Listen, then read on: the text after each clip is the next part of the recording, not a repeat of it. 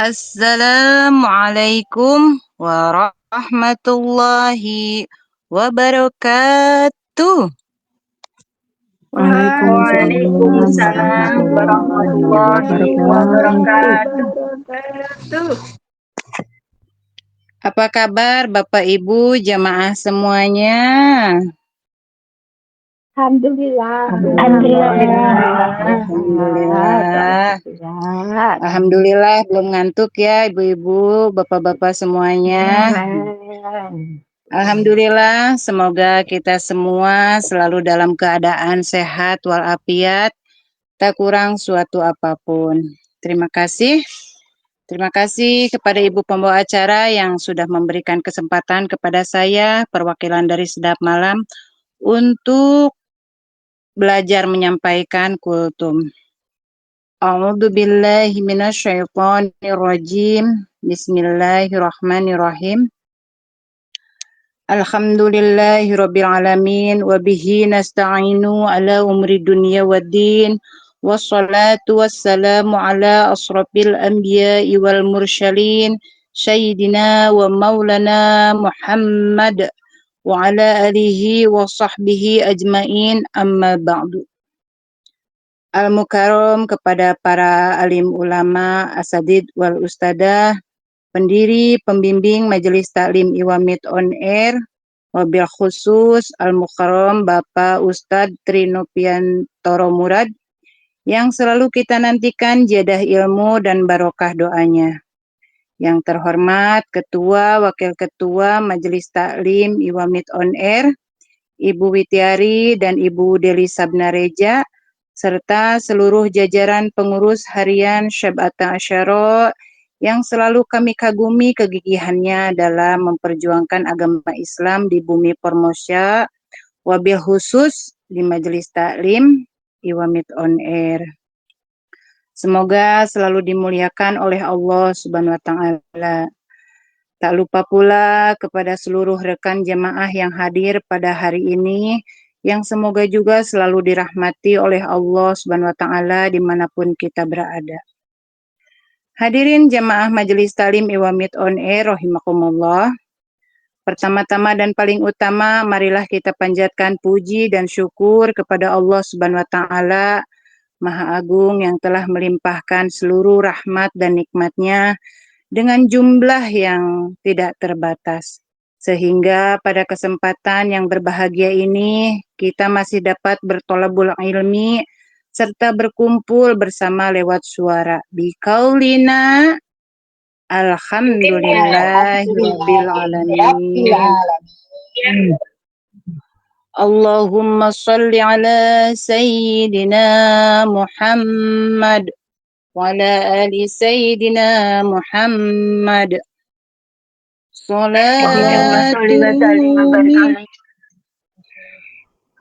Sallu ala Nabi Muhammad. Salatu minallah wa alfa salam ala al-Mustafa Ahmad Syarifil Maqam. Salamun kami istilhikam alaikum uhayna bayana kiram. Salamun kami istilhitam alaikum uhayna bayana kiram. Allahumma salli wa sallim wa barik alaih wa ala alihi wa ashabihi. Kedua kalinya salawat berbingkai salam, semoga Allah limpahkan keharibaan beliau Kanjeng Nabi Muhammad Shallallahu Alaihi Wasallam yang selalu kita nantikan barokah dan doa, dan juga kita harapkan syafaat baik dari dunia hingga yaumul kiamah nanti. Amin ya rabbal alamin. Alhamdulillah, kita panjatkan kehadirat Allah Subhanahu wa taala yang telah memberikan kita nikmat umur dan kesehatan sehingga kita bisa menyelesaikan puasa Ramadan dan merayakan hari kemenangan ini biqaulina alhamdulillahirabbil alamin. Jemaah rahimakumullah, hari ini bulan Syawal, matahari terbit membawa cahaya kesucian. Setelah sebulan penuh kita ditempa dengan lapar, dahaga, dan tarawih, kini kita kembali pada fitrah. Namun, yang menjadi pertanyaan terbesar adalah apakah kita akan menjadi hamba yang lebih baik setelah Ramadan? Atau justru kembali kepada kebiasaan lama? Gimana nih ibu-ibu? Jemaah Majelis Taklim Iwamit On Air yang dirahmati oleh Allah Subhanahu wa taala. Malam ini saya akan membawakan kultum yang berjudul Kembali Fitrah Menjadi Manusia Baru Setelah Ramadan. Ada poin-poin penting yang ingin saya sampaikan, yaitu menjaga semangat ibadah pasca Ramadan. Biar tidak hilang jih ibu-ibu. Ada 3 poin ibu-ibu. Yuk kita cari berapa ya? Ada 3 poin itu apa aja gitu loh. Yang ke-1 adalah sholat, yang kedua mengaji, yang ketiga sedekah. Ibu-ibu jamaah yang dimuliakan oleh Allah Subhanahu wa taala, Idul Fitri bukanlah akhir dari ibadah, melainkan garis start untuk kehidupan yang lebih taat. Keberhasilan Ramadan diukur dari seberapa mampu kita mempertahankan kebiasaan-kebiasaan baik, amal istiqomah di bulan-bulan berikutnya atau ke depannya. Dan poin yang pertama yaitu tadi sholat. Mendirikan sholat di tepat waktu, berjamaah di masjid bagi laki-laki, mempelajari ilmu sholat, menjaga wudhu, serta berteman dengan orang-orang soleh dan solehah. Sholat adalah kebutuhan, bukan sekedar kewajiban yang mencegah perbuatan keji dan munkar. Hadirin jemaah yang dimuliakan Allah Subhanahu wa taala, sholat juga bukan hanya sekedar rukun Islam yang kedua, tetapi ia adalah tiang agama. Rasulullah Shallallahu Alaihi Wasallam bersabda, siapa yang menegakkannya, maka ia menegakkan agama. Dan siapa yang meninggalkannya, maka ia meruntuhkan agama. Salat adalah hubungan langsung atau silah antara hamba dan penciptanya. Masya Allah. Nah, lantas bagaimana cara kita menjaga salat agar tetap istiqomah? Menanamkan niat dan kesadaran atau diprioritaskan.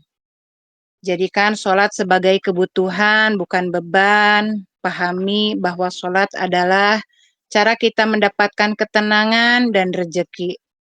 Jangan jadikan dunia menghalangi kita menghadap Allah. Namun jadikan sholat sebagai istirahat dari hiruk-pikuk dunia. Ji, ibu-ibu semuanya, betul apa betul? Ini ibu-ibu kemana ya? Masih semangat enggak ibu-ibu? Semangat ya. Mendirikan sholat tepat waktu, jangan meremehkan sholat dan jangan mengakhir-akhirkannya ya ibu-ibu, apalagi meninggalkannya. Upayakan untuk sholat segera setelah azan berkumandang. Orang yang menjaga sholatnya akan mendapatkan kebahagiaan dunia dan akhirat. Amin ya robbal alamin. Masya Allah. Pertahankan sholat tepat waktu, jangan mengulur-ngulur waktu. Jangan biarkan hawa nafsu lebih menguasai kita untuk bermalas-malasan. Dalam menunaikan ibadah sholat, yang kita nggak pernah sholat malam, ibu-ibu, atau sunnah qobliyah, ba'diyah, ayo ibu-ibu, jamaah, kita paksakan hati kita untuk mampu melawan hawa nafsu.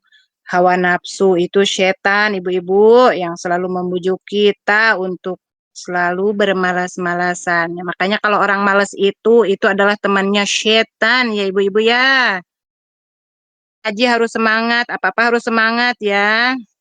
Harus bersuara Ya, ibu-ibu. iya, Iya, Harus Bu. bersuara ya, semangat. harus semangat ibu-ibu. Jangan di dalam mute terus ibu-ibu. Nah, Betul, sekarang Bu. poin yang kedua ya. Apa tadi poin yang kedua ya? Nah, poin yang kedua itu adalah mengaji. Jemaah yang berbahagia, pertahankan hubungan dengan Al-Quran. Jika di Ramadan kita bisa menghatamkan Al-Quran, usahakan tetap membaca dan mentadaburinya walaupun hanya satu halaman per hari. Masya Allah. Mentadaburi Al-Quran dapat mengobati berbagai macam penyakit hati. Ya, ternyata, Masya Allah. Membersihkannya dari kotoran, serta dapat memberikan jawaban dan bantahan terhadap syubhat yang dibawakan setan, manusia, dan jin. Berbeda dengan orang munafik karena enggan merenungi Al-Quran dan tidak mencari petunjuk darinya. Maka hati merasa sakit, penuh penyakit subhat dan syahwat. Sebagaimana firman Allah, A'udzu billahi minasyaitonir rajim. Bismillahirrahmanirrahim. Fi qulubihim maradun fazadatkumullahu marada walahum adzabun alimun bima kanu yakdibun. Dalam hati mereka ada penyakit, lalu Allah menambahkan penyakit itu. Dan bagi mereka siksa yang pedih disebabkan mereka berdusta. Terdapat dalam surat Al-Baqarah juz 2 ayat 10. Jadi ketika Allah Subhanahu wa taala mengajak manusia untuk mentadaburi Al-Qur'an, pada hakikatnya Allah Subhanahu wa taala mengajak untuk mengobati hati mereka dari berbagai macam penyakit yang membahayakan. Pertahankan perilaku baik, akhlakul karimah. Ramadan melatih kejujuran, kesabaran, kedermawanan, mempertahankan sifat ini di dalam pergaulan sosial kita. Masya Allah. Nah, sekarang poin yang ketiga, ibu-ibu. Poin yang ketiga adalah sedekah. Jemaah Majelis Taklim Iwamit On Air yang dirahmati Allah Subhanahu wa taala. Sedekah tujuannya adalah untuk membersihkan sebagian dari rezeki yang kita dapat.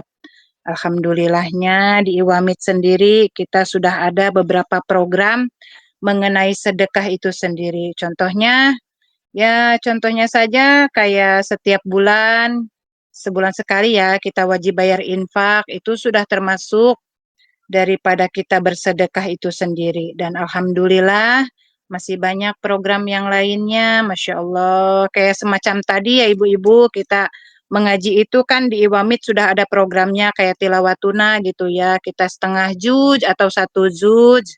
Nah itu benar-benar ya Allah sangat bermanfaat ya ibu-ibu.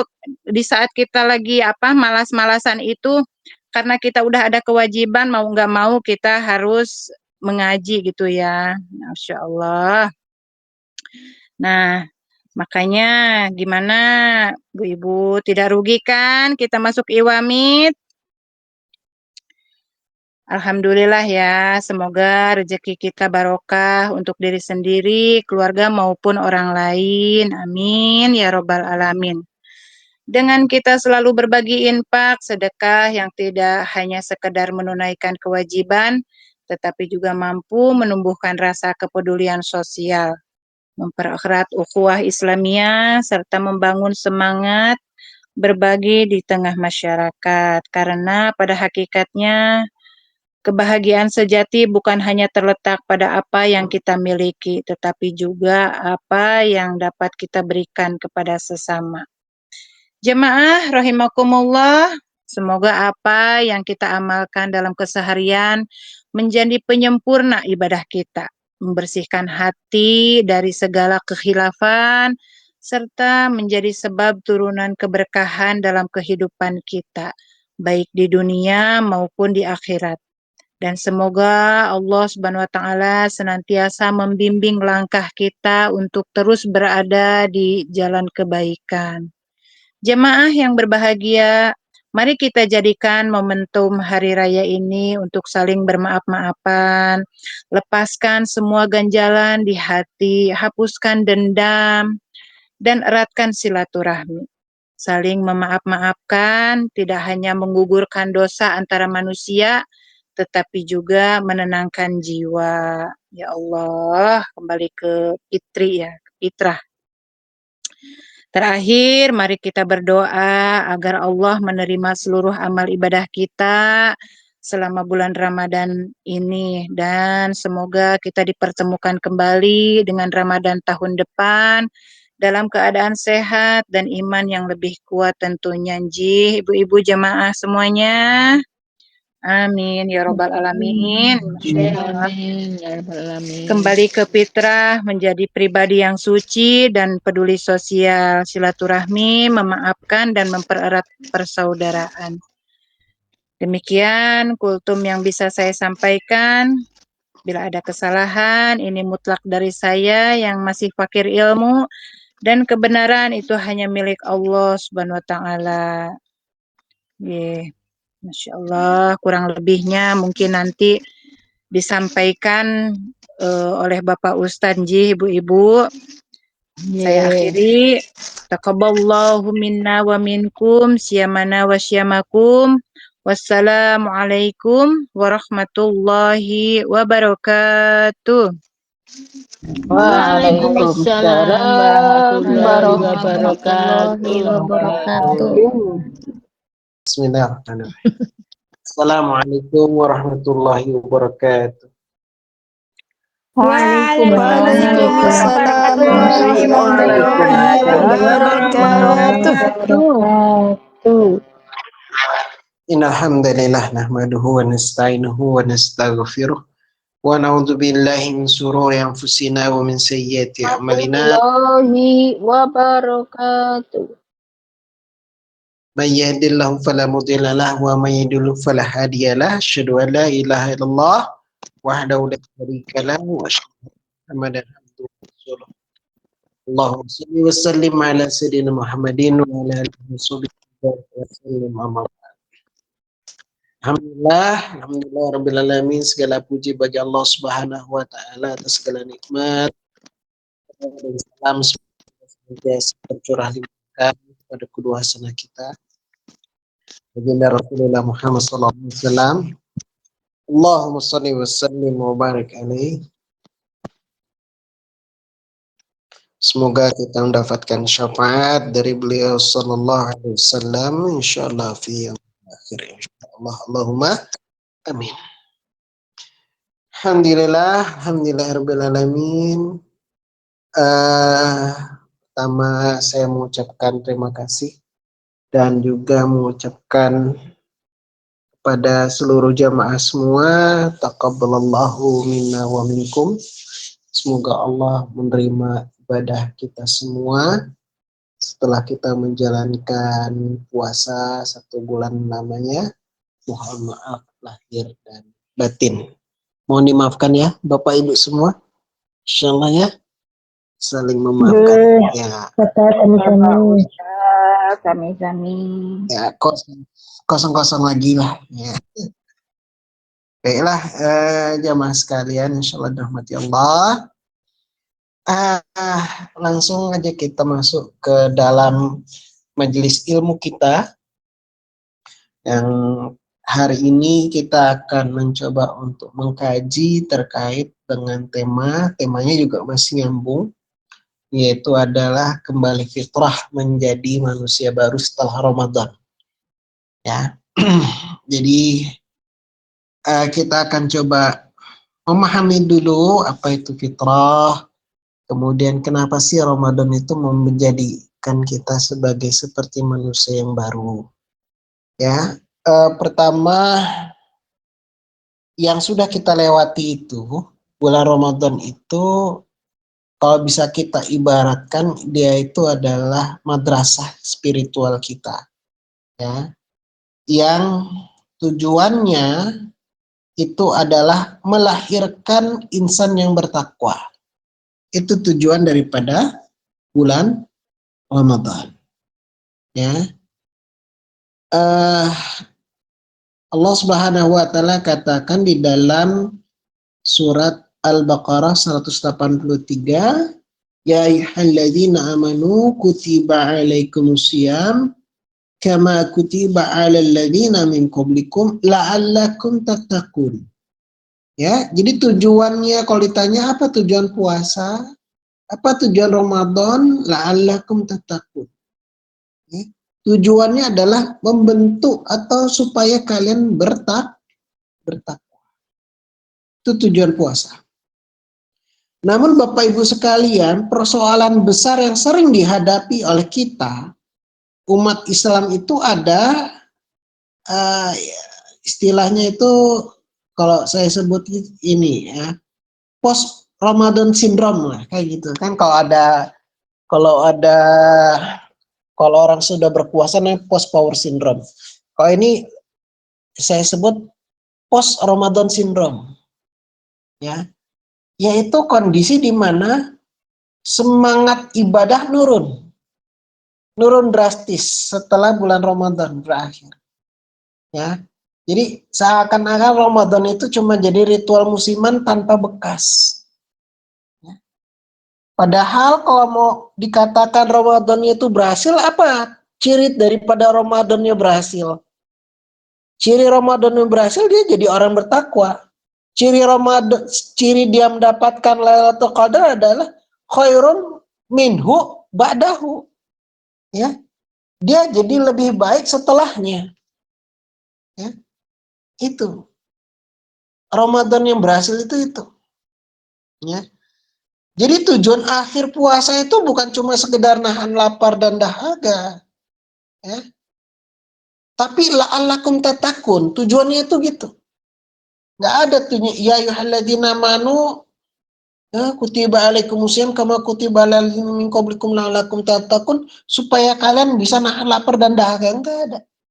Ya. Tujuannya adalah la'allakum tattaqun. Ini perlu dipahami. Agar kita itu jadi orang bertakwa. Ya. Nah, pertanyaannya, apakah setelah Ramadan itu kita benar-benar menjadi insan yang lebih bertakwa? Atau justru kembali lagi kepada kebiasaan lama kita sebelum Ramadan? Kan gitu. Nah, makanya tema hari ini penting. Ya, tema kita kembali fitrah.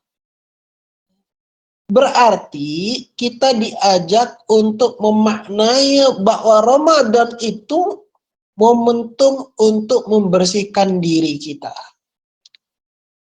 Ya, menuju apa? Menuju kondisi asal manusia yang suci. Ya, anak lahir itu kan fitrah kan? Kullu mauludin yuladu alal fitrah wa bawahu yuhawidanihi ayu nasiranihi ayu majisanihi. Setiap anak yang lahir itu lahir secara fitrah. Jadi anak mau dia orang tuanya kafir atau enggak kafir, atau dia orang tuanya muslim, anak lahir itu hukumnya fitrah. Dan setelahnya kita dituntut untuk istiqomah, menjaga kesucian itu. Ya. Tuh. Menjadi seorang yang manusia yang baru lah. Jadi Bapak Ibu sekalian, kalau kita bicara fitrah, ya, jadi kok fitrah itu kan sebetulnya asal kejadian, sifat bawaan atau kesucian kalau orang bilang. Ya. Nah itu potensi dasarnya setiap kita itu adalah fitrah. Fitrah itu adalah mengenal tauhid. Kecenderungannya dia adalah kebenaran. Anak kecil, anak bayi itu kalau orang lihat sholat, dia mau sholat, mau sujud. Ya. Tadi, kullu mauludin yuladu alal fitrah. Setiap anak yang dilahirkan itu lahir kecuali dalam keadaan fitrah. Wa abawahu yuhawidanusi ayu nasranihi ayu masini ayu majisanihi. Orang tuanya lah yang menjadikan dia itu adalah seorang Yahudi, Nasrani atau Majusi. Ya. Itu dalam hadis riwayat Imam Bukhari, ada dalam hadis riwayat Imam Muslim. Ya. Nah, jadi jamaah sekalian, hadis ini nunjukin gini. Fitrah asal manusia itu tauhid sebetulnya. Kesucian. Bukan Yahudi, bukan Nasrani, bukan Majusi, tapi tauhid. Cuman itu tadi pengaruh lingkungan, ya, sama hawa nafsu. Nah itu yang seringkali mengotori fitrah itu. Nah makanya ada Ramadan.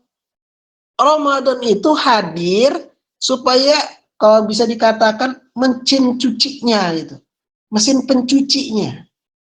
Ya, jadi kita itu mengembalikan manusia itu kepada fitrahnya. Ramadan itu sebagai pembersih fitrah kita. Dalam hadis qudsi Bapak Ibu paham ya?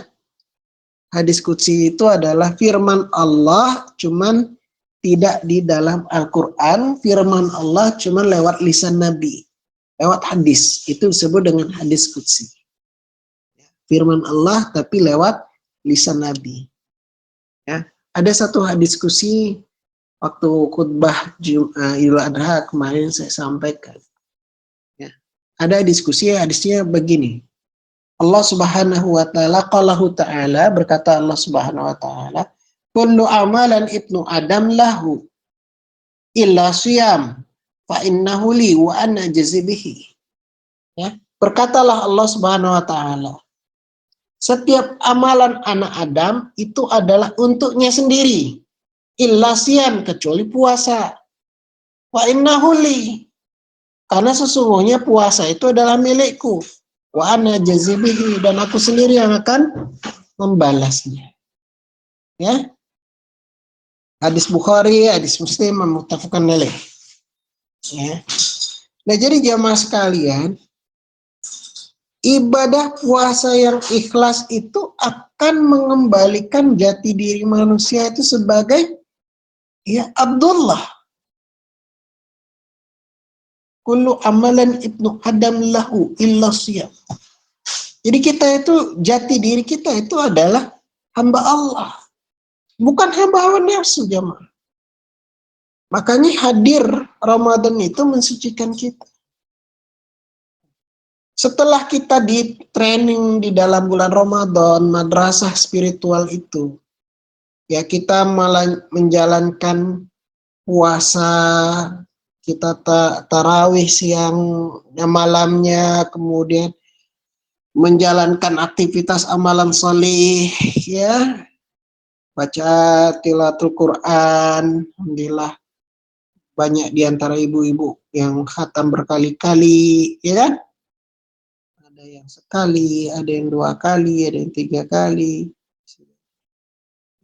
bahkan ada yang 4 kali, bahkan ada yang 5 kali, misal.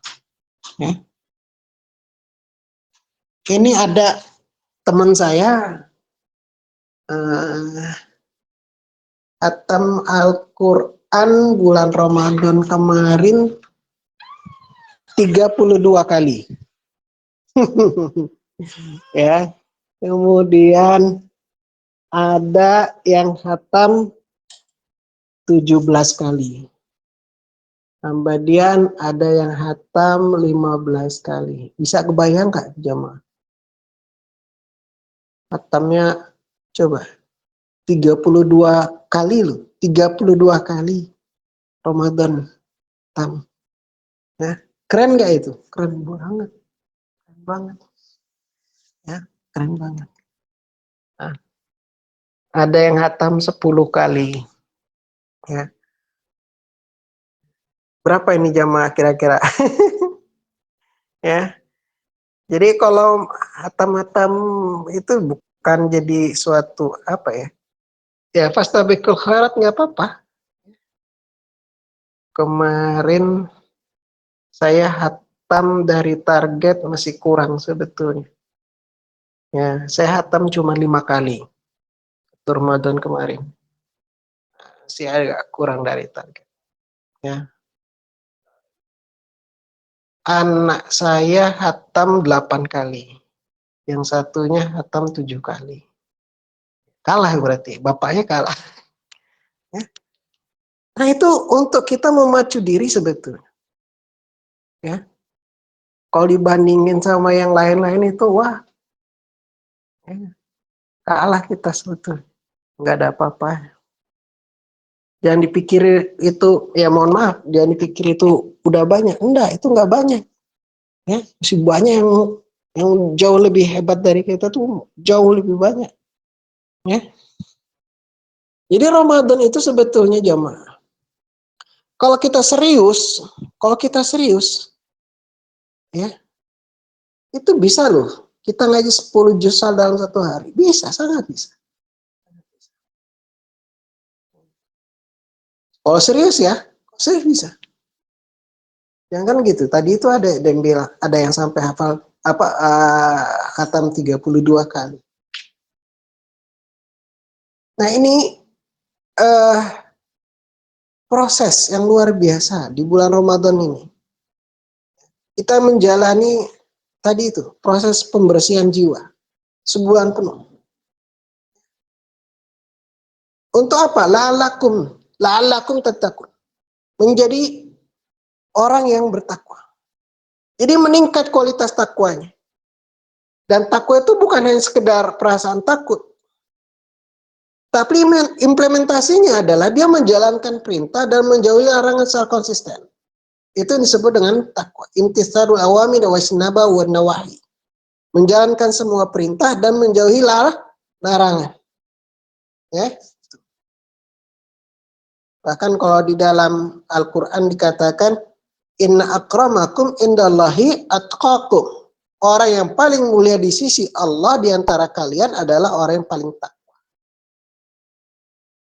Nah, jamaah sekalian, jika selama Ramadan kita mampu meninggalkan maksiat, kita setelah Ramadan ya kita harus tetap dalam keadaan zona ketaatan itu. Ya, kita harus ninggalin maksiat itu. Nah, itu bukti bahwa kita itu sudah menjadi manusia yang fitrah. Ya. Kemudian juga rajin kita bulan Ramadan untuk ibadah. Maka setelah bulan Ramadan, ya kita harus istiqomah. Ya. Ciri seorang itu menjadi fitrah adalah amalannya nggak cuma berhenti ketika Ramadan. Ya. Kita ini bukan jadi hamba Ramadan, kita ini jadi hambanya Allah Subhanahu wa Ta'ala, ibadur rahman. Ya. Jadi kita harus dalam keadaan istiqamah. Ya. Fastaqim kama umirta. Ya, istiqomalah kalian sebagaimana yang diperintahkan. Kalau kita itu menjadi manusia yang fitrah, ya, maka ibadahnya bukan musiman, bukan cuma Ramadan ali saja, ya, tapi dia akan menjadikan bulan-bulan setelah bulan Ramadan itu menjadi ibadah terus, ya, itu jadi napas kehidupannya. Al-Qur'annya juga gitu, Al-Qur'an juga jadi napas kehidupannya.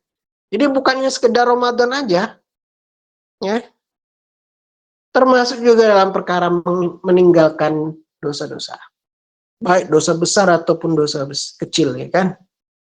Tuh. Sering saya itu sampaikan ke jamaah kan, ada satu hadis yang sering saya ulang terus, ya. Man shoma ramadanan imanan wa ihtisaban ghufira lahu ma taqaddama min dzambi, ya. Hadis Bukhari 2014, nomor 2014. Ya. Man shoma ramadanan imanan wa ihtisaban ghufira lahu ma taqaddama min. Barang siapa yang berpuasa Ramadan karena iman dan mengharapkan pahala, mencari ridha sisi Allah, maka dosa-dosa yang lalu itu akan diampuni.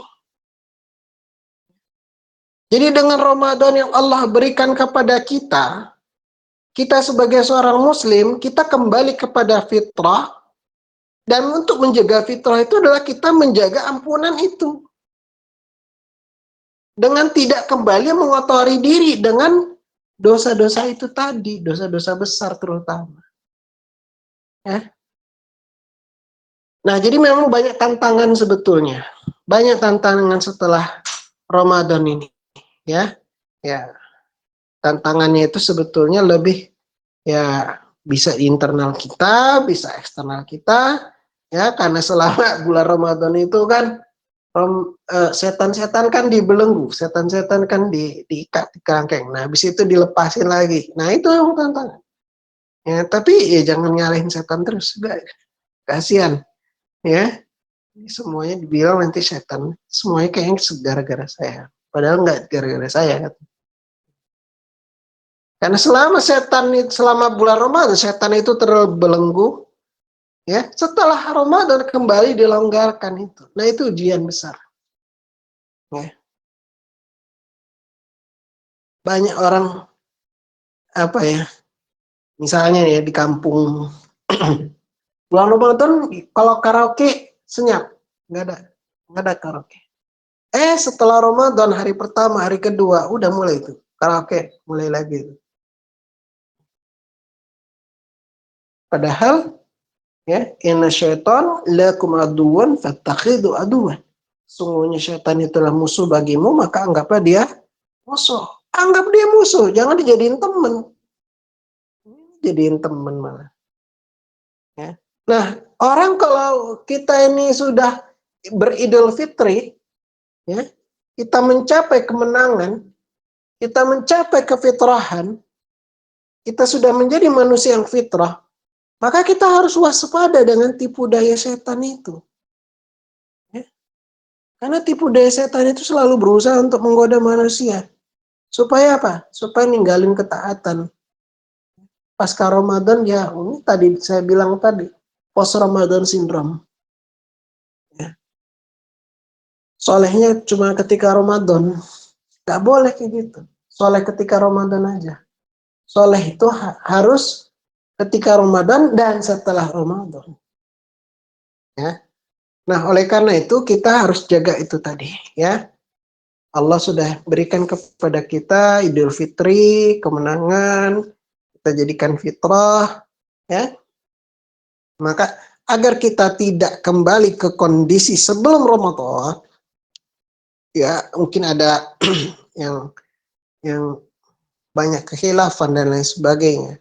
Makanya kita jaga amal-amal Ramadan itu harus dijadikan ini bekal ya, harus dijadikan modal kita. Ya, makanya kenapa kita itu diajarkan sunnah-sunnahnya. Ya, diajarkan lanjutin puasa sunnah Syawal, puasa sunnah Senin Kemis. Ya, alhamdulillah saya juga udah mulai. Ya, ibu-ibu mungkin udah ada yang mulai. Ya, nah, tapi kalau misalnya kalau ditanya, Ustadz mana yang lebih dahulu kodok puasa apa puasa Syawalnya, ya lihat kondisi. Tapi kalau misalnya masih banyak peluang, yang lebih afdal ya kodok puasa. Ya, ya. Karena luar biasa kalau kita bisa lanjutkan dapat 6 puasa sunnah itu tadi, ya. Man shoma Ramadanan summa taba'a sitta min Syawal kana qasimi dahar. Barang siapa yang berpuasa Ramadan kemudian dilanjutkan dengan 6 hari puasa di bulan Syawal kana qasimi dahar. Maka dia seperti berpuasa selama sepanjang tahun. 30 atau 29 hari ditambah ya 6 hari. Berarti 36 lah ya. Anggap 36. 36 kali 10 tuh. Jadi satu hari itu nilainya 10. Udah jadi satu penuh. Ya. Nah, ini nambah 6 hari aja.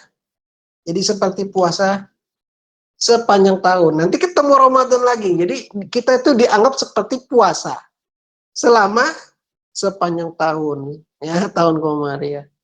Ya, jadi ini puasa Syawal itu latihan kita. Ya, ya bisa dikatakan latihan pertama kita lah untuk jaga konsistensi ya. Ya, bukti bahwa kita nggak cuma kambuhan ya, nggak cuma musiman ketika Ramadan aja, nggak. Dan yang paling penting itu sebetulnya adalah kita jaga sholat 5 waktu, jemaah. Ya, jaga sholat 5 waktu, jaga sholat malam. Ya, itu yang paling penting. Karena sholat itu adalah tiang agama. Kalau Ramadan kita rajin betul, kita sholat berjamaah, kita sholat tarawih bahkan, ya, tiang Ramadan. Maka setelah Ramadan, sholat tepat waktu itu harus kita tetap jaga. Dan itu harus jadi prioritas. Ya, inna sholata tanha 'anil fahsya'i wal munkar. Sungguhnya sholat itu mencegah dari perbuatan yang keji dan munkar. Kita jaga. Karena dengan kita jaga sholat, maka Allah akan jaga kita. Termasuk juga jaga yang sholat yang qiyam Ramadan tadi. Kita rajin puasa sholat tarawih qiyam Ramadan. Maka qiyamul lail ini juga kita harus jaga. Itu loh. Ya. Pas puasa kita jaga lisan, kita jaga perbuatan kita dari hal-hal yang merusak puasa kita. Ya, selama Ramadan kita dilatih, kita jauhkan diri dari perkataan yang dulu kita jauhi gibah, kita jauhi ngerumpi ya sama ibu-ibu misalnya, ngejauhi namimah, adu domba, ngejauhi dosa. Maka bulan Ramadan juga harus, setelah bulan Ramadan lanjut itu. Ya ayyuhalladzina amanu ittaqullaha wa qulu qawlan sadida yuslih lakum a'malakum wa yaghfir lakum dzunubakum. Wa may yuti'illah wa rasulahu faqad faza fawzan 'azima. Kalau mau mendapatkan fauzan 'azima, kemenangan yang besar, ya ngikutin. Wahai orang-orang yang beriman, ittaqullah, bertakwalah kepada Allah, wa qulu qawlan sadida. Dan wa qulu qawlan sadida itu bukan hanya di bulan Ramadan.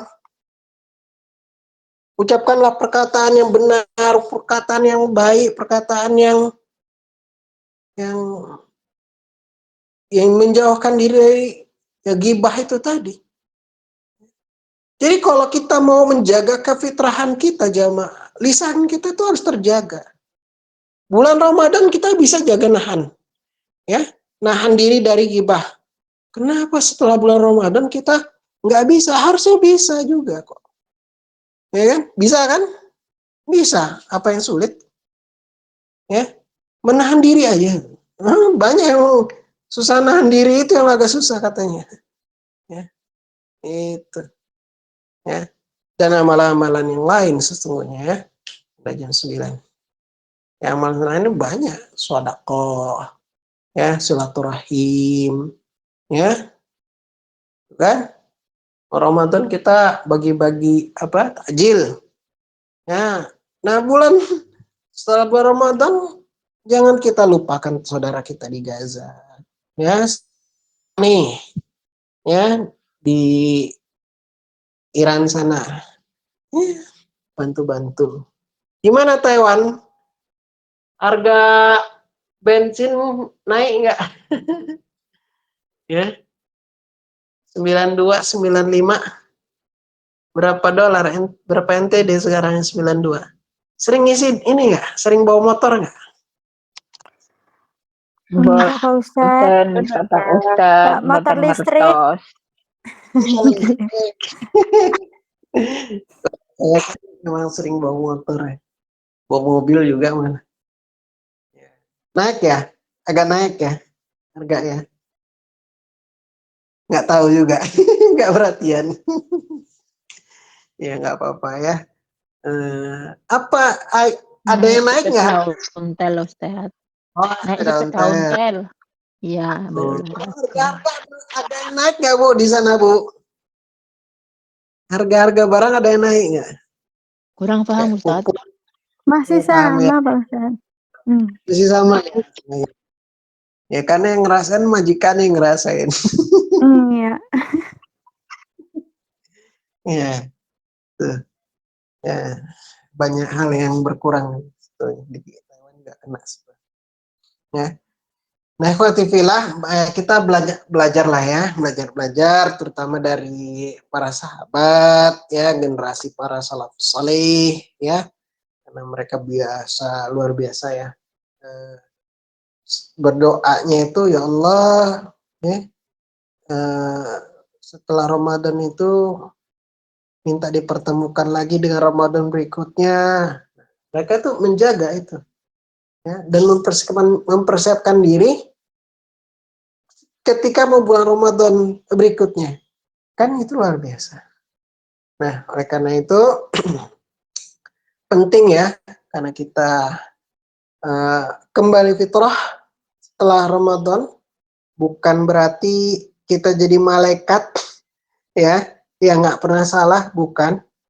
Tapi kita kembali kepada potensi dasar kita sebagai hamba yang senantiasa untuk memperbaiki diri. Ya, jadi kembali kepada dia, kembali fitrah itu kembali kepada potensi dasar. Dasar kita itu semua tauhid. Ya, ya. Kita berusaha untuk memperbaiki diri. Kita berusaha untuk menjadi hamba yang pengen Allah cintai gitu terus menerus. Ya, yang fitrah itu dia mau bertobat. Itu fitrah. Ya. Jadi seorang yang fitrah itu adalah dia akan selalu memperbaiki diri, selalu untuk mau bertobat. Ya. Kullu ibnu Adam khata'un wa khairu at-ta'in at-tawwabun. Setiap anak Adam itu adalah seorang yang pasti berbuat salah, berbuat dosa, dan sebaik-baik orang yang berbuat salah itu adalah at-tawwabun, yang mau bertobat. Jadi kita kembali kepada fitrah, kita istiqomah, kita taubat, kita tingkatkan kualitas ibadah kita, bukan cuman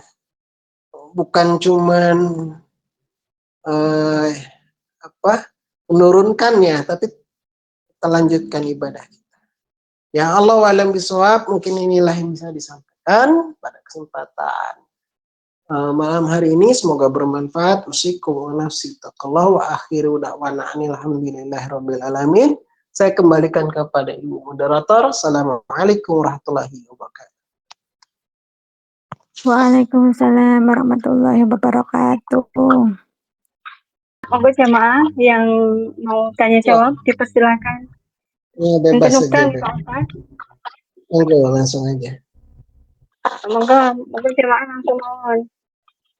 Mau dipersilakan. Ya, mumpung ada.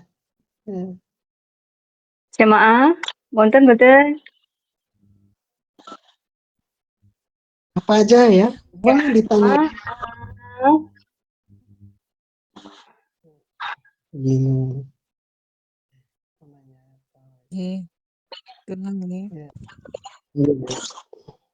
Assalamualaikum warahmatullahi wabarakatuh.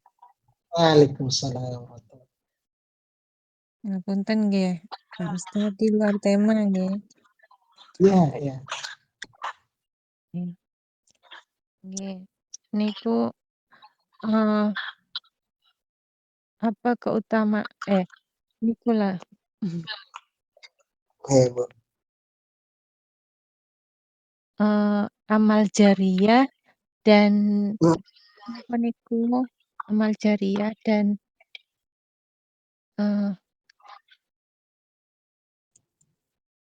Dosa jariah.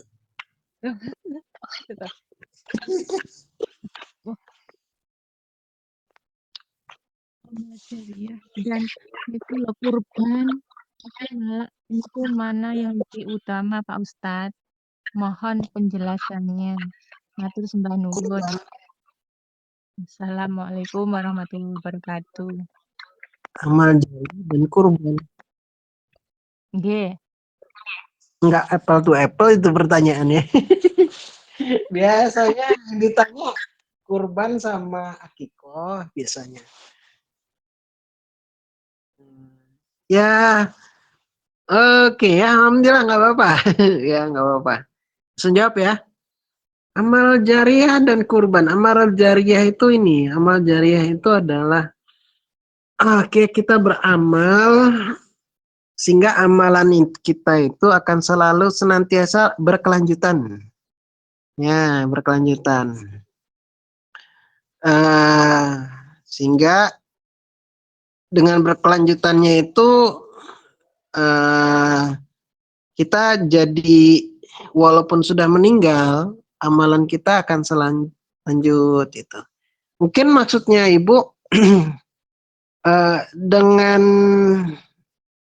dengan keterbatasan dana ya mungkin ya gitu mungkin ya. Ya, misalnya eh, dibuatlah sesuatu barang misalnya ini saya beli motornya silahkan pakai untuk pondok katakanlah gitu. Padahal kalau kita bisa juga uang buat beli motor itu untuk kita belikan sapi misalnya, kemudian nanti ketika Idul Adha kita salurkan untuk itu. Yang jelas dua-duanya adalah amalan salih ya. Cuma memang kalau ketika dihadapkan dengan keterbatasan ya tadi ya dana ya insya Allah eh, kita lihat situasi kondisi ya di sini perlu kita lihat situasi kondisi karena kurban itu kan sunnah muakkadah ya sunnah muakkadah yang dia dilaksanakan setiap tahun ya Bu bukan seumur hidup sekali ya setiap tahun sebetulnya setiap tahun dan memang hanya hari tertentu hanya Idul Adha tambah 3 hari ya hari tasyrik 13, 12, 11, 12, 13 Zulhijjah ya tujuannya untuk apa untuk mendekatkan diri kita kepada Allah ya washolli li rabbika wanhar salatlah dan ya berkorbanlah nah jadi eh sebetulnya nggak ada dalil yang eksplisit ya menyatakan kalau tadi pertanyaan mana yang lebih utama amal jariah apa kurban atau sebaliknya itu ya nggak ada yang spesifik cuma gini jadi ada penekanan yang misalnya gini ada waktu ya ada waktu pelaksanaan kurban itu punya keutamaan waktunya sangat spesifik kurban itu jadi waktu kurban itu hanya 4 hari aja dalam 1 tahun. Selebihnya nggak dianggap itu. Nggak dianggap sama sekali. Kurban itu hanya bisa dilakukan setelah melaksanakan sholat Idul Adha sampai hari ketiga. Mau malam mau siang ada masalah. Cuma 4 hari tapi. Ya, kurban. Nah itu juga termasuk amal saleh. Ya, karena dia pada waktu yang spesifik, waktu yang utama. Ya, bahkan kata Rasulullah Muhammad SAW, "Mamin ayamin amalan saleh fiha ahabu ilallah min hadhil ayam," kata Rasulullah. Ya, tidaklah hari di mana amal saleh yang lebih dicintai oleh Allah daripada hari-hari ini. Itu ngacu kepada 10 hari bulan Hijriah, terutama pada 9 dan 10-nya. Terutama tanggal 10 ya. Itu apa? Pelaksanaan apa? Kurban. Ya. Jadi kalau terkait dengan waktu, ya memang hanya 4 hari itu. Sedangkan kalau amal jariah itu nggak terikat waktu. Ya, amal jariah itu bisa kapan aja. Ya, cuma kalau dilakukan waktu-waktu tertentu, misalnya gini, amal jariah 10 hari terakhir, pertama bulan Zulhijjah, amal jariah 10 hari terakhir bulan Ramadan. Nah, itu memang luar biasa kondisi waktu-waktu tertentu yang memang istimewa. Ya, atau bisa jadi keutamaan itu karena ini, Bu. karena kondisi pelakunya, ya, kondisi kitanya, kondisi atau kebutuhan kita. Misalnya gini, bagi yang mampu, ya, kurban itu yang sangat dianjurkan karena dia statusnya itu kan sunnah muakkadah, ya kan? Nah, bagi yang nggak mampu, amal jariah dalam bentuk kecil itu tetap utama. Karena apa? Karena tidak memberatkan. Ya. Mau cari kambing yang harga 3 juta, tapi kalau mau cari kambing harganya 100.000, bisa juga sebetulnya. Nah, apalagi kalau misalnya dia nggak mampu, tapi mampu beli yang 3 juta. Wih, luar biasa. Ya, tuh. Nah, kalau amal jariah, ya, keistimewaan ini dia pahala terus, nggak ngalir, nggak putus, mengalir tanpa putus. Itu artinya kita itu melakukan investasi akhirat yang besar itu. Ya, kayak misalnya apa Bu? Bangun sumur air. Bangun sumur air itu bagus itu. Bangun buat sumbangan pendidikan, buat sumbangan kesehatan, bikin masjid. Nah, itu luar biasa. Itu amal jariah. Ya. Atau keutamaan itu bisa juga karena manfaatnya. Ya. Kok kurban itu dampaknya langsung, Bu. Dibagikan langsung kepada fakir miskin, ya. Jadi kalau di kampung itu mempererat silaturahmi, ya. Apalagi kalau kita itu sholatnya bareng-bareng Idul Adha, wah itu luar biasa. So force kita tuh, apalagi sekolah sholatnya di lapangan. Ya itu menyemarakkan syiar Islam sebetulnya. Ya. Cuma itu tadi waktunya tertentu. Nah kalau amal jariah kan nggak kayak gitu ya kan, manfaatnya, dampaknya dia berkelanjutan. Ibu misalnya tadi saya bilang bikin sumur air, ya kalau itu dibangun itu bisa memberikan manfaat puluhan ratusan tahun. Modalnya berapa sumur air itu? Biayanya 10 juta lah biasanya. Tapi berterus menerus itu pahalanya terus ngalir itu. Ya, isi ke anak pondok dan lain sebagainya. Allah alam bisawab. Ya, jadi kalau ditanya mana yang lebih utama tergantung situasi kondisi. Allah alam bisawab. Demikian. Silakan saya berikan ke Ibu Moderator. Monggo jamaah lintunipun. Nggih. Assalamualaikum warahmatullahi wabarakatuh. Pak Ustadz. Iya, Bu. Nggih. Nggih, Pak Ustadz, ngapunten. Mau bertanya tapi di luar tema nggih, Pak Ustadz. Iya, belum. Nggih, kula kusir Pak Ustadz. Ini ada teman dari teman. Jadi gini, Pak Ustadz. Kan teman saya itu udah tunangan. Ya. Udah ada tunangan begitu. Terus nah si perempuan ini kan udah dikasih kayak emas gitu kan. Semacam kalung cincin. Nah, cuman setelah 2 tahun ini 2 kali lebaran itu ada masalah. Iya, ada masalah. Terus. Ada masalah karena si perempuannya itu aslinya di sini. Si laki-lakinya di Indonesia. Terus. Ya karena si ini kedua orang ini kan terpisah. Cuman waktu tunangan itu dari pihak laki-laki ada ngasih seserahan seperti itu. Karena ada masalah 2 kali lebaran si laki-laki nggak datang ke rumah, si perempuan itu nggak enak hati. Jadi dia minta saran, gimana ya? Maksudnya seserahannya itu kalau saya balikin gitu, apa saya simpan? Kayak gitu, Pak Ustadz. Ya. Jadi intinya gitu, dia gak enak. Terus kalau saya bilang, nanti kalau saya ngaji coba tanyakan Pak Ustadz aja gimana gitu.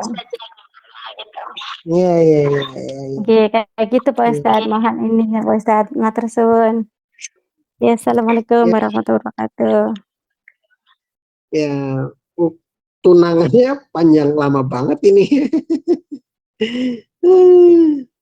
2 tahun kok tunangan, ya. Serahannya apa dibalikin apa gimana? Ya. Oke ya, saya coba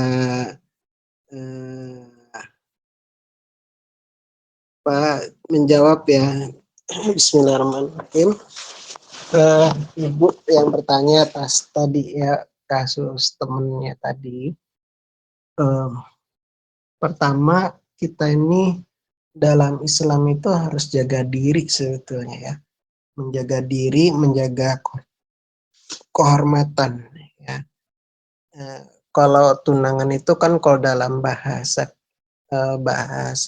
ininya khitbah ya Bu ya. Khitbah itu meminang sebetulnya. Meminang itu dalam artian itu udah memohon si laki-laki kepada seorang wanita untuk jadi istrinya. Itu yang disebut dengan khitbah. Dan dia nggak lama-lama. Ya. Kalau hukum asalnya itu kan hukum asal khitbah itu mubah, boleh. Karena dia jadi pintu gerbang menuju pernikahan. Ya. Terkait dengan batas waktu sebetulnya nggak ada apa ya, nggak ditentukan ya dalam syariat itu masa tunangan itu mau 1 minggu kah, mau 1 bulan kah, atau bahkan tadi 2 tahun kah, yaitu dikembalikan kepada kesiapan kesepakatan si kedua calon mempelai sama keluarganya ya.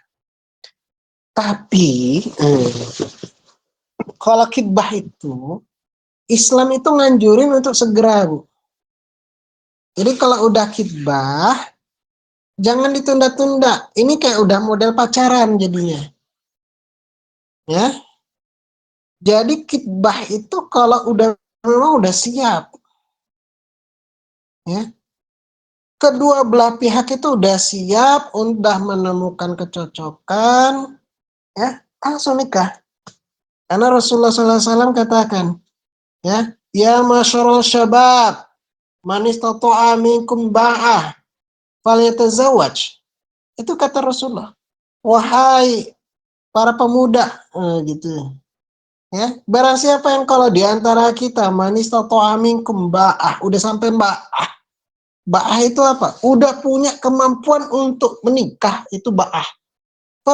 Falyatazawwaj, maka langsung segera nikah. Bukan hanya sekedar khitbah dulu. Enggak, beda. Islam ini beda sama orang Katolik Kristen. Kalau Katolik Kristen memang ada namanya tunangan. Ya. Mereka 3 tahap. Pertama pacaran, 2 tunangan, 3 pernikahan. Itu. Non-Islam begitu. Non-Islam begitu. Kalau Islam nggak ada istilah pacaran itu nggak ada. Bahkan sebetulnya kalau dalam syariat sesungguhnya nggak ada namanya khitbah itu enggak. Khitbah itu udah benar-benar mantep mau nikah. Nah itu khitbah. Sebetulnya juga nggak ada juga. Seserahan itu kan budaya sebetulnya. Budaya dia. Dia hitungannya budaya. Urf. Ya. Enggak. Makanya satu daerah sama satu daerah yang lain tuh bisa berbeda. Ada tunangan yang mahal. Enggak sama sekali. Ya. Contoh tunangan yang mahal itu di mana? Sulawesi Selatan mungkin. Ya.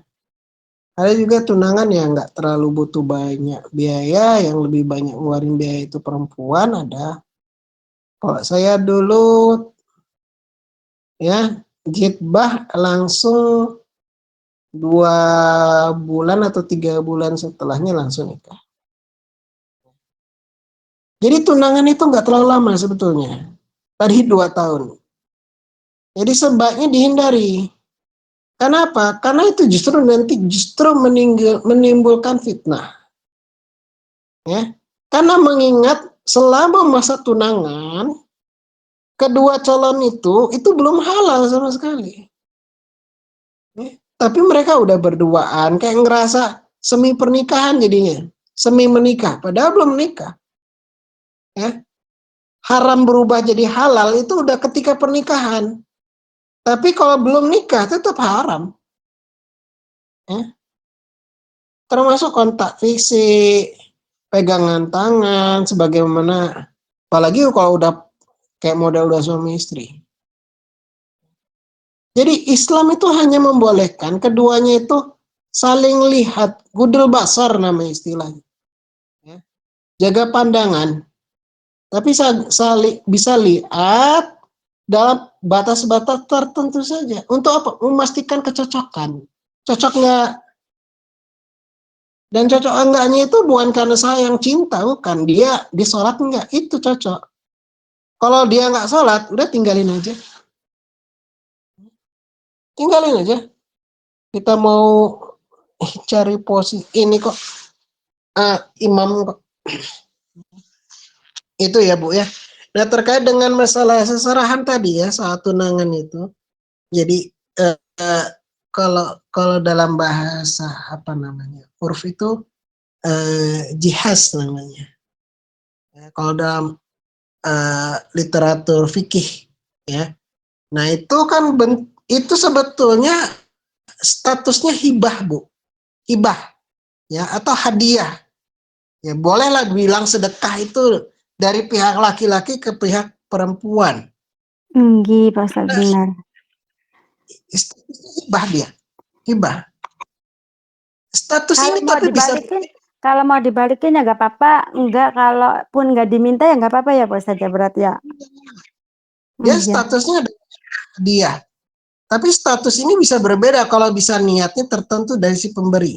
Misalnya gini, penentuan status seserahan itu sangat tergantung kepada niat pihak laki-laki, si pemberi saat memberikan itu, ya.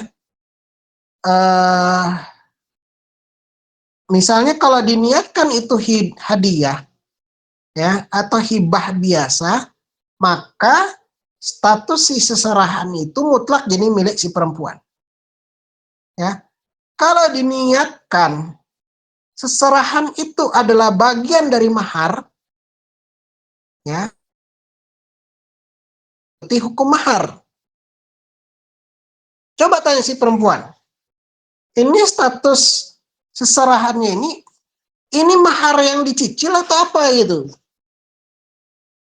Ya, biasanya nggak banyak yang kayak gitu tuh, nggak ada mahar dicicil itu kan jarang sih, jarang, ya kan? Atau mungkin ada status yang lain misalnya status yang bersyarat misalnya. Tapi kebanyakan status seserahan itu hadiah. Harusnya ya, statusnya itu adalah hadiah atau hibah itu tadi. Jadi kalau misalnya si pengembalian seserahan, seandainya misalnya batal nikah nih ya, kelamaan nih, digantung 2 tahun. Ya, katakanlah si perempuan mengharapkan kepastian dan nggak dibuat pasti sama si pihak laki-laki. Ya. Bagaimana ini seserahannya ini, ya kan? Jadi ada beberapa sedikit perbedaan dalam kalangan mazhab ya. Kalau dalam mazhab Imam Hanafi, kalau yang di Taiwan kan Hanafi ya. Kalau Hanafi yang di Taiwan itu, kalau si pemberinya itu karena dianggap seserahan itu hibah, ya, maka hibahnya boleh ditarik kalau kata Imam Hanafi, ya. Tapi kalau misalnya barangnya itu sudah berubah, misalnya seserahannya kainnya udah berubah nih jadi baju, atau seserahannya misalnya beras sudah jadi apa lontong misalnya, itu nggak bisa diterima, nggak bisa dibalikin, ya.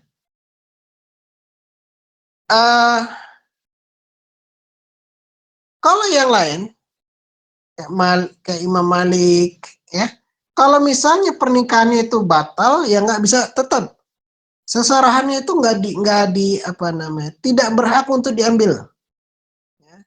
Tuh. eh kalau Imam Syafi'i, kalau barangnya itu masih utuh, ya, maka dia bisa diambil. Kalau Imam Syafi'i, ya.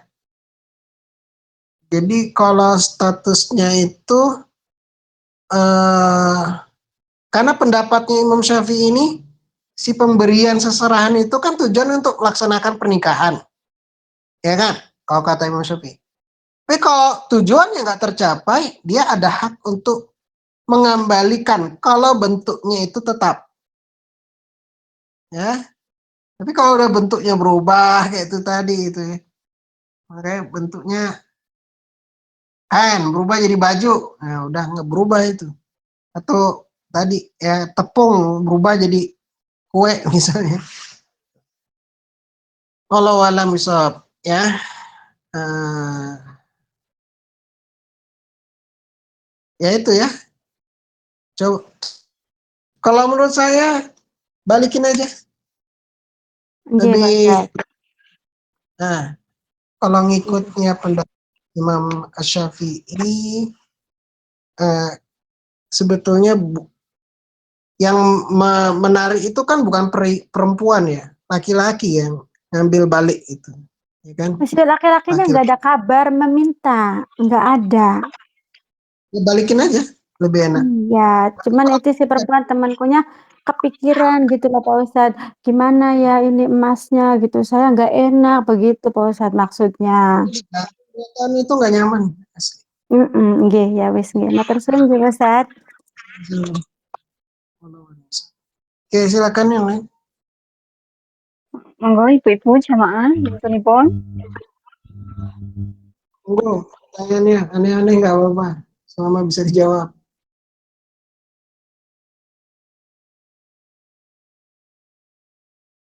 Ayo mumpung ini. Jamaah, monggo. Istirahat. Jamaah, lasik wonten mboten?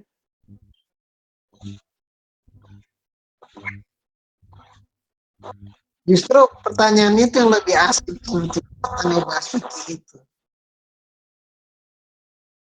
Ya, Assalamualaikum warahmatullahi wabarakatuh. Menambahi Pak Ustadz. Waalaikumsalam. Ini ada temanku yang sekarang lagi kerja di Saudi.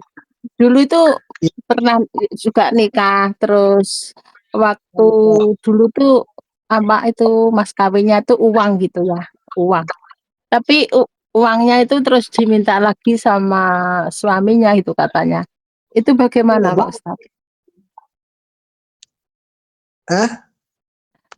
Mahal kan? Apa itu mas kawin ya, terus uangnya tuh jarak beberapa hari itulah itu diminta lagi sama suaminya. Itu bagaimana perkawinannya? Sekarang dia kerja di Saudi. Ada gini, apa namanya? Jadi ada kalau pernikahan itu nikah tapi nggak disenggamai, Bu. Ya kan? Ada, paham nggak? Laki-laki perempuan nikah nih, tapi malamnya nggak disentuh loh, Bu. Bukan maksudnya nggak disentuh ya, nggak di apa namanya, nggak terjadi persetubuhan itu, Bu, ya. Nah, kalau yang model yang macam kayak gitu, saya gini, si laki-laki kecewa, ternyata ada cacat si perempuannya itu. Misalnya apa namanya, bagian belakangnya bolong misalnya, gitu ya. Apa namanya itu, Bu, kalau di Jawa itu namanya, di belakang bolong itu. Canda-canda. Nah, anggaplah gitu ya. Kalau itu kayaknya faktor ekonomi lah Pak. Faktor ekonomi, bukan masalah apa-apa, faktor ekonomi lah kayaknya. Uangnya Makanya diminta lagi gitu. saya cerita dulu. Kan ada yang seandainya kalau ada nikah, kemudian nikah itu dia nggak disenggamai, ya, nggak disenggamai. karena ketidaksukaan si laki-laki. Selama ini kamu menyembunyikan sesuatu yang ternyata saya nggak suka sama kamu gitu. Ternyata budukan gitu. Buka baju ternyata budukan gitu, Bu. Ngerti nggak? Kan nggak tahu sebelumnya si perempuan ini budukan gitu. Sorry ya, silakan pakai baju lagi. Malam itu dia nggak jadi. Dan malam itu juga langsung mereka cerai.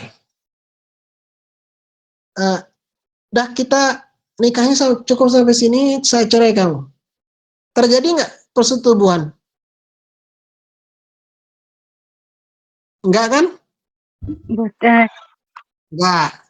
Ya, enggak, Pak. Kalau model kayak gitu terjadi, maka si laki-laki boleh ngambil balik mahar itu tadi. Tapi kalau sudah terjadi persetubuhan, walaupun cuma sekali, yang namanya mahar, mas kawin adalah pemberian wajib daripada si suami kepada istri sebagai bentuk penghormatan dan sebagai pembelian itu tadi yaitu kehormatannya kehormatannya udah diberikan gitu loh. Kan kalau kehormatan seperempuannya itu ini ya, apa bahasanya itu ya? Kegadisannya itu udah dilepas gitu loh, Bu. Ngerti nggak? Jadi kehormatan seorang perempuan itu kegadisannya itu udah diambil gitu sama si laki-laki itu. Itu kehormatan. Jadi mahar itu karena bentuk pengambilan kehormatan itu. Kegadisannya udah hilang. Maka ketika mahar itu kehormatannya udah hilang, itu udah hak sepenuhnya si istri setelah akad nikah. Ya. Nah, kalau misalnya si laki-laki itu mau ngambil lagi karena alasan apapun, kehormatan itu sudah dilepas, kegadisannya sudah, apa sih bahasa Indonesianya itu kegadisan? Keperawanan, astagfirullahaladzim, keperawanan, ya. Itu udah lepas, dia nggak berhak untuk ngambil balik ini tadi, ya. Dalam surat An-Nisa ayat 4 itu ada itu, ya. Berikanlah mahar kepada wanita yang kamu nikahi dengan pemberian yang wajib. An-Nisa ayat 4, ya. Jadi ini mahar itu wajib, ya, dan itu harus kan secara ikhlas. Si istri itu kan bagaimana cara memudahkan pernikahan itu dengan minta mahar itu jangan tinggi-tinggi kalau bisa. Kalau bisa ya, jangan tinggi-tinggi lah. Ya. Itu untuk memudahkan nikah, walaupun nggak dilarang juga, misalnya minta mahar misalnya 20 miliar gitu, ya nggak dilarang juga sih. Cuma ya jangan nyusahin juga. Perangkat alat sholat lah, itu bagus banget itu. Ya. Gitu ya.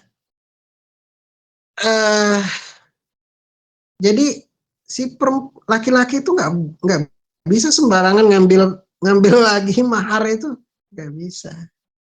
Kalau udah ini udah di akad itu, udah akad seperangkat alat sholat tunai, udah seperangkat alat sholat itu udah punya si istri, kita nggak boleh lagi minta seperangkat alat sholat itu. Ini punya saya, nggak boleh, nggak ada istilah itu. Alat sholat itu udah mahar itu udah punya istri semua. Ya. Bahkan dan itu kewenangan istri. Misalnya gini, mahar istri minta mahar 10 juta. Ya itu udah jadi haknya istri. Istri mau ngasih ke suami balik boleh. Ya, jangan dipaksa tadi.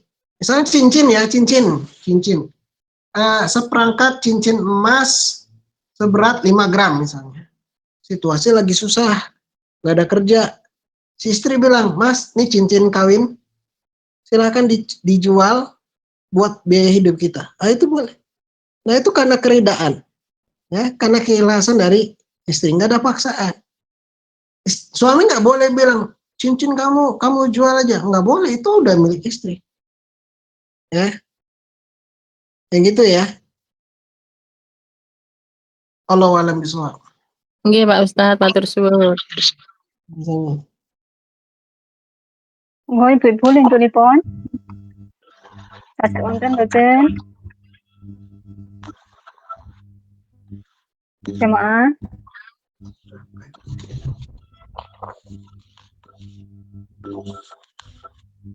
Sampun nggih. Ampun. Nggih, Pak Ustadz nyuwun barokah doanipun. Iya. Baiklah, ikhwati fillah rahimakumullah. Ini pertemuan malam hari ini, pengajian kita malam hari ini dengan kita berdoa kepada Allah Subhanahu wa taala. Semoga Allah menerima ibadah kita dan sebaik-baiknya ya, dengan keridhaan. Kita diberikan keridhaan Allah Subhanahu wa taala. Nah, kita awali membacakan istighfar. Astaghfirullahaladzim. Bi barakati suratul Fatihah al-Fatihah. A'udzu billahi minasyaitonir rajim. Bismillahirrahmanirrahim.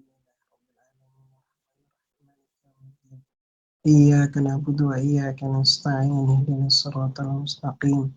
Siratal ladzina an'amta 'alaihim ghairil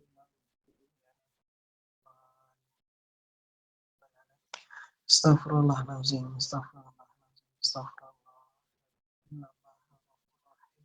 Allahumma anta rabbi la ilaha illa anta khalaqtani wa ana 'abduka wa ana 'ala ahdika wa wa'dika mastata'tu. A'udzu bika min syarri ma sana'tu wa abu'u laka bi ni'matika 'alayya wa aghfirli fa innahu la yaghfiru dhunuba illa anta. Allahumma shalli ala Muhammad wa ala Muhammad kama shallaita ala Ibrahim wa ala Ibrahim wa barik ala Muhammad wa ala Muhammad kama barakta ala Ibrahim wa ala Ibrahim fil alamin innaka Hamidum Majid. Ya rabbal alamin. Hamdan wafi ni'mahu wa yukafi'u mazidah. Rabbana lakal hamdu kama yanbaghi li jalali wajhika wa azim sultanik.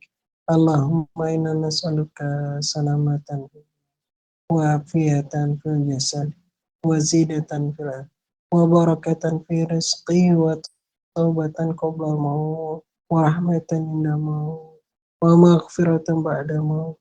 Allahumma hawinni Allah fi sakaratil maut wa najatan minan nar wa afan dal hisab. Rabbana zalamna anfusana wa illam taghfir lana wa tarhamna lanakunanna minal khasirin. Rabbana la tu'akhizna in nasina aw akhtana. Rabbana wa la tahmil alaina isran kama hamaltahu 'ala alladziina min qablina.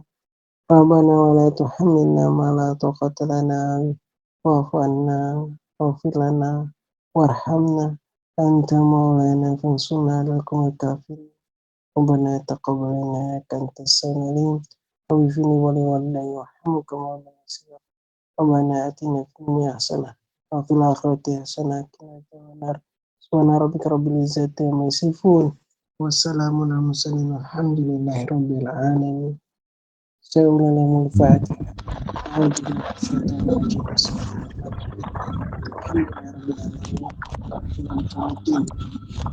Iya kena berdoa, iya kena mustaqim.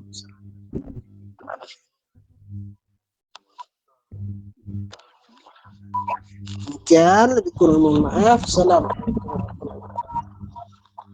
Waalaikumsalam warahmatullahi wabarakatuh.